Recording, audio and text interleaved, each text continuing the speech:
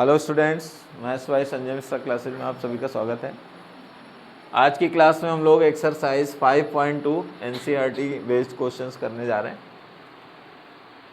जो फंक्शन है हम लोगों के सामने, हम लोग इन फंक्शंस को कंपोजिट फंक्शन कहते हैं, जिसे हिंदी में निहित फलन के नाम से भी जाना जाता है। तो इन फंक्शंस को हम लोग कंपोजिट फंक्शन कहते हैं। कंपोजिट फंक्शन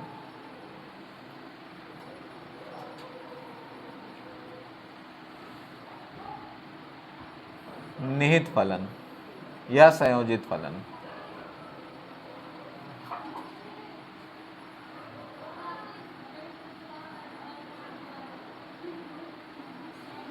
इसका मतलब होता है कि किसी फंक्शन के अंदर फंक्शन होता है। तो हम लोग जानते हैं कि जब किसी फंक्शन के अंदर फंक्शन होता है तो उसके डिफरेंशिएशन में एक फॉर्मेट बताया था कि जैसे डिफरेंशिएशन कोफिशिएंट जो होता है dy/dx, ये टूटता है। ठीक है।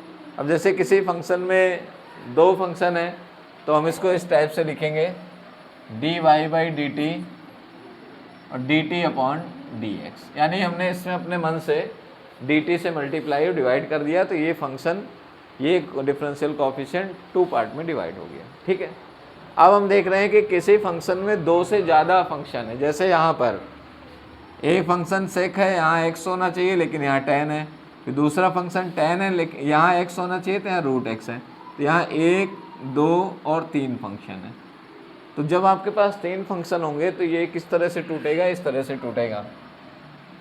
नंबर 2 dy/dx रहेगा, वो dy/dx। तो इसमें एक बार ऐसे करेंगे dy/dt dt/du और du/dx, ऐसे। यानी कि एक फंक्शन को t लेट करना है, फिर उसके अंदर जो फंक्शन है उसको u लेट करना है। और होता क्या है कि ये काम हम लोग मन में करते हैं, कभी कभी इतना फास्ट डिफरेंशिएशन करना सीख लेते हैं कि इसके लिए हम लोग लिखते भी नहीं हैं। ठीक।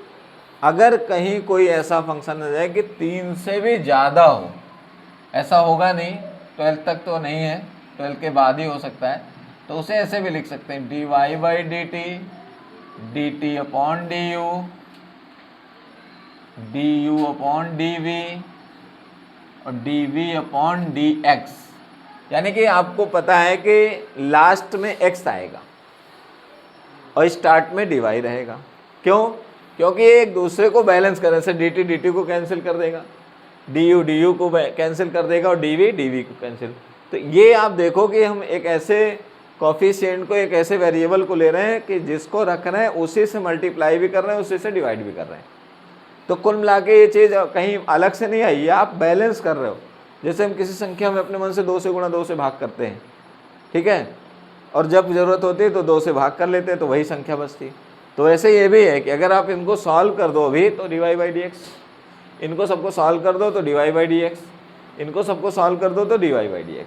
ठीक है। लेकिन सॉल्व करने के लिए हमने ऐसा किया है। अब देखिए पहले वाले क्वेश्चन का सोल्यूशन। पहले वाले क्वेश्चन में क्या है कि आपने डिक्लेयर कर दिया है 2 फंक्शन है। क्यों 2 फंक्शन है?